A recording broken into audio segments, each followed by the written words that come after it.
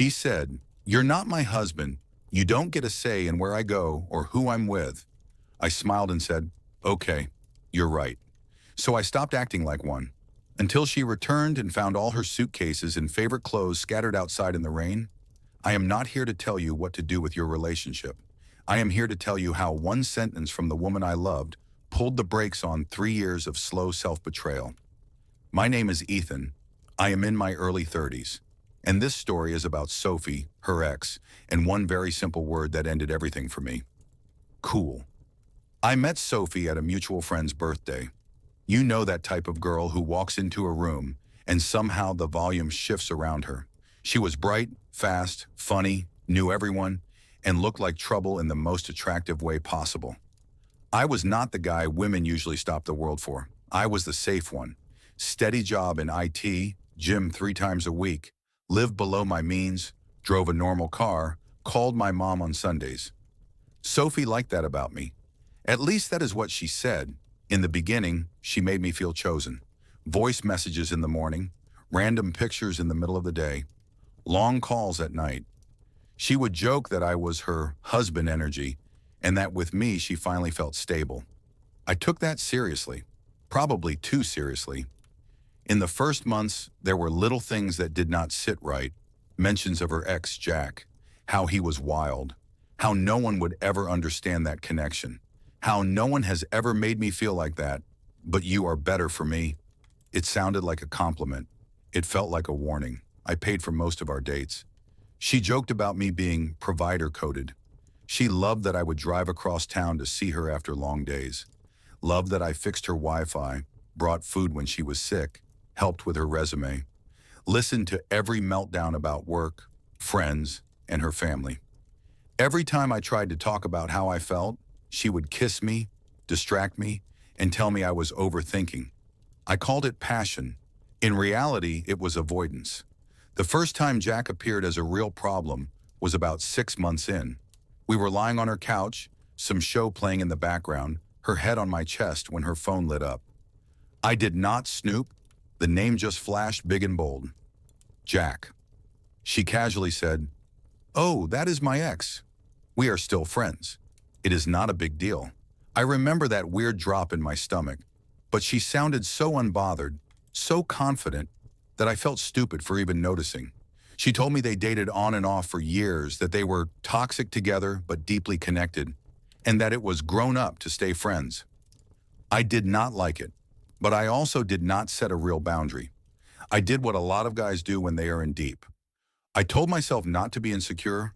I told myself that trust means swallowing discomfort and not making waves. Over the next year, the pattern got clearer. She would bring up Jack when we fought. She would compare our passion, our arguments, our chemistry. If I was calm, I was not fighting for her. If I raised a concern, I was too sensitive. Jack was still in the group chats, still sending memes, still reacting to her stories, still getting that little smirk from her whenever his name popped up. I always heard the same sentence: "Relax, Ethan. You are my boyfriend. He is just my ex." I kept overcompensating. More dates, more patience, more reassurance. I wanted to be the mature one, the guy who trusted his girlfriend, the guy who did not control her. I could feel my standards bending, but I did not want to be alone again, so I let it slide. The moment that changed everything happened on a Thursday. I had a brutal week, back-to-back projects, barely sleeping, running on caffeine, and whatever passed for lunch at my desk. Sophie knew this. We had already planned a quiet night at my place. I cooked. Nothing fancy, but I tried. Real effort after real exhaustion. She arrived late. Makeup done, dress on, smelling like a night out, not a night in. I opened the door and paused. "You look different, fancy." She brushed past me, checked herself in the hallway mirror and said, "Oh, I forgot to tell you. Some of us are going out tonight. Jack is in town. We are going for drinks." I just stood there. "You are going out with your ex?" I asked. "With friends," she said. "He will be there." "Stop being dramatic," I told her straight. "I do not feel comfortable with you going out drinking with your ex. Not like that. Not when we already had plans." She rolled her eyes. Full body eye roll. That practiced, performative one that says, "Here we go again." Then she dropped it. "You are not my husband. You cannot stop me from going out with my ex."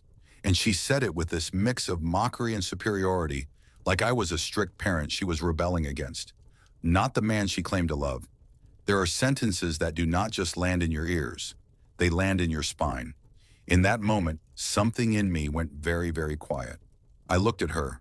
I thought about every ride I had given her, every bill I had covered, every time I stood by her side when she was crying about something Jack or someone else had done, every ignored red flag, every time I chose her feelings over my own. I thought about what she had just told me without realizing it. I want boyfriend benefits without girlfriend accountability. I want loyalty without respect. I want your devotion, but I answer only to myself. So I did something very simple. "Cool," I said. No raised voice, no speech, no, "If you go, we are done." I just said it like she had told me she was grabbing coffee. She waited for the argument, for the chase, for the guilt trip she could fight against. When it did not come, she tilted her head. "Are you serious?" she asked. I shrugged. "You are free to do whatever you want, Sophie." She grabbed her bag, expecting a last-minute plea. There was none. The door closed behind her, and for the first time in a long time, my apartment felt like mine. Here is the thing that people do not talk about. Boundaries are not about controlling someone else. They are about controlling your participation. I did not text her that night, did not ask if she was safe, did not wait by the phone. I put her food in the fridge, took a shower, and went to bed. The next morning she texted, "Got home late. I am exhausted. Rain check on tonight? Love you." I replied hours later. No worries, no heart, no pet names, nothing extra. Over the next days, I adjusted one thing at a time. I stopped offering rides without being asked. I stopped covering her bills just because. I stopped rearranging my schedule to match her last-minute plans. I replied when I was free, not instantly. Short, polite, distant, not rude, just no longer auditioning for the role of a man she did not value. She noticed. "Are you mad at me?" she asked. I said, "No. You are not my wife. I cannot tell you what to do, remember?" That one landed. She laughed it off at first. Then she tried to flirt it away, tried to guilt me for being cold, tried to pull me back into emotional service. Whenever she brought up Jack, I did not defend my position. I did not argue. I did not explain why I was hurt. I had already heard her answer. I simply matched the reality she chose. If I am not significant enough to be considered in your decisions, I am not going to live like I am. Within a couple of weeks, cracks appeared. She mentioned that Jack had been distant, that he flirted all night that first time, then bailed on plans later, that he did not get that she had a boyfriend, that he asked if she was really happy with the safe guy. I listened without comfort. "It sounds like he is being himself," I said. She stared at me, waiting for the old Ethan to reassure her, to say she was worth more, to offer more stability to balance out the chaos. I did not. The turning point came when she tried to weaponize my silence. One night she texted, "If you do not start acting like my boyfriend again, I do not know if this is going to work." I read it 3 times. Because what she meant was, if you do not start sacrificing yourself again for my ego and my drama, I will leave. And for the first time, the threat did not scare me. It cleared my mind. I replied, "I think you are right. This is not working for me." She called immediately. "What is that supposed to mean?" "It means," I said, "I want a relationship where we both respect each other, where my discomfort is not treated like insecurity, where you are not my husband is not used as a shield to justify disrespect. You have the right to do whatever you want. I have the right to decide I am not interested in this setup." She started crying, then yelling, then bargaining, all in one call. It was just one night. "You know I love you. You are overreacting. I only said that because you were being controlling. Why are you throwing this away over something small?" But here is what people do not understand until they live it. It is never about that one sentence. It is about everything that sentence reveals. I told her I was done. No big speech, no insult, no public drama, no messages to Jack, no screenshots, No revenge plot. Just, I am choosing myself this time. I blocked her on everything except one channel in case of emergencies. She used it to send long apologies, long explanations about trauma, about how Jack manipulated her, how she tested me, how she did not mean it that way. I did not respond. Silence is not always punishment. Sometimes it is protection. A few weeks later, through mutual friends, I heard the rest. She did keep going out with Jack. He did exactly what everyone could have predicted.